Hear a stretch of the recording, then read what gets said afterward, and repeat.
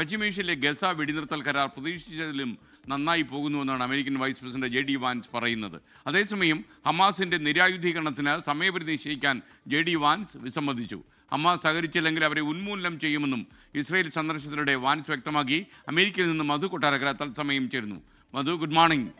മധു, യഥാർത്ഥത്തിൽ ഈ ഉന്മൂലനം എലിമിനേഷൻ ഇങ്ങനെ അമേരിക്ക പറഞ്ഞുകൊണ്ടിരിക്കുകയാണല്ലോ. Good morning SKN.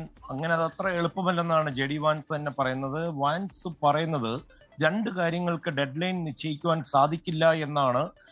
അതായത് ഇനിയും കിട്ടാൻ ബാക്കിയുള്ള ബന്ദികളുടെ ഭൗതിക ശരീരങ്ങൾ ലഭിക്കുന്നതിനും അതുപോലെ ഈ ഹമാസിന്റെ നിരായുധീകരണത്തിനും വാൻസ് പറയുന്നത് എല്ലാവരുടെയും ശ്രദ്ധ ബാക്കിയുള്ളവരുടെ ഈ ബന്ദികളുടെ ഈ മൃതദേഹങ്ങൾ അവരുടെ കുടുംബങ്ങൾക്ക് തിരികെ എത്തിക്കുക എന്നുള്ളതാണ്. അങ്ങനെ അവർക്ക് ശരിയായ രീതിയിൽ സംസ്കരിക്കുവാൻ കഴിയും. എന്നിരുന്നാലും ഇത് ബുദ്ധിമുട്ടാണ്. ഇത് ഒറ്റ രാത്രി കൊണ്ട് സംഭവിക്കാൻ പോകുന്നില്ല എന്ന് വാൻസ് പറയുന്നു.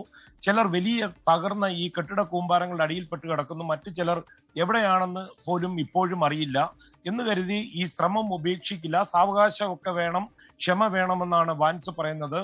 ഗസയുടെ സുരക്ഷയും അതുപോലെ മാനുഷിക പരിഗണനയ്ക്ക് ആവശ്യമുള്ള കെട്ടിടങ്ങളും ഒക്കെ ഉടൻ ഉണ്ടാകണം. അതിനാണ് പ്രയോറിറ്റി കൊടുക്കുന്നത്. ഡൊണാൾഡ് ട്രംപ് ഇതുവരെ പ്രഖ്യാപിക്കാത്ത ഒരു ഡെഡ് ലൈൻ താനായിട്ട് ഇപ്പോൾ ഇവിടെ വന്ന് പറയുവാൻ ഉദ്ദേശിക്കുന്നില്ലെന്നാണ് മാധ്യമപ്രവർത്തകർ നിരന്തരമായിട്ട് വാൻസിനോട് ചോദിച്ചു. അമേരിക്കയുടെ ഒരു രഹസ്യ സൈനിക ക്യാമ്പ് ഗസയുടെ അതിർത്തിയിൽ ഇസ്രയേൽ ഉണ്ടായിരുന്നു. അവിടെ നിന്നുകൊണ്ടാണ് JD വാൻസ് ഈ മിലിറ്ററി ഉദ്യോഗസ്ഥരെയും ഒക്കെ അവരുമായിട്ടൊക്കെ ഈ വിഷയങ്ങൾ സംസാരിച്ചത്. ഏതാണ്ട് 200ഓളം അമേരിക്കൻ സൈനികരെയാണ് ഈ ഗസ ഡീല് കറക്റ്റായിട്ട് നടക്കുന്നുണ്ടോ എന്ന് അറിയുവാനായിട്ട് ഇതിന്റെ ഉത്തരവാദിത്വം ഏൽപ്പിച്ചിരിക്കുന്നത്. എന്നാൽ വാൻസ് തീർത്ത് പറയുന്നുണ്ട് ബൂട്ട്സ് ഓൺ ഗ്രൗണ്ട്സ് ഉണ്ടായിരിക്കില്ല. അതായത് അമേരിക്കൻ സൈന്യം ഗസയിൽ ഇറങ്ങില്ല. അങ്ങനെ ഒരു ആവശ്യം വന്നാൽ അറബ് ലോകവും അതുപോലെ തന്നെ മറ്റ് രാജ്യങ്ങളിൽ നിന്നുള്ള ആൾക്കാരായിരിക്കും ഇത്തരം സൈനിക ആവശ്യങ്ങൾക്കായിട്ട് അവിടെ ഇറങ്ങുക.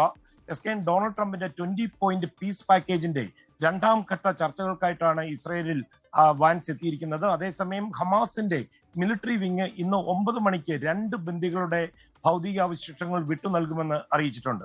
SKN, ലോകത്തെവിടെയായാലും ഏത് സമയത്തും 24 വാർത്തകളും ഓഗ്മെന്റഡ് റിയാലിറ്റി പാക്കേജുകളും എക്സ്പ്ലെയിനറുകളും വിശദമായി കാണാൻ ഞങ്ങളുടെ YouTube ചാനൽ നിങ്ങൾക്ക് സബ്സ്ക്രൈബ് ചെയ്യാം.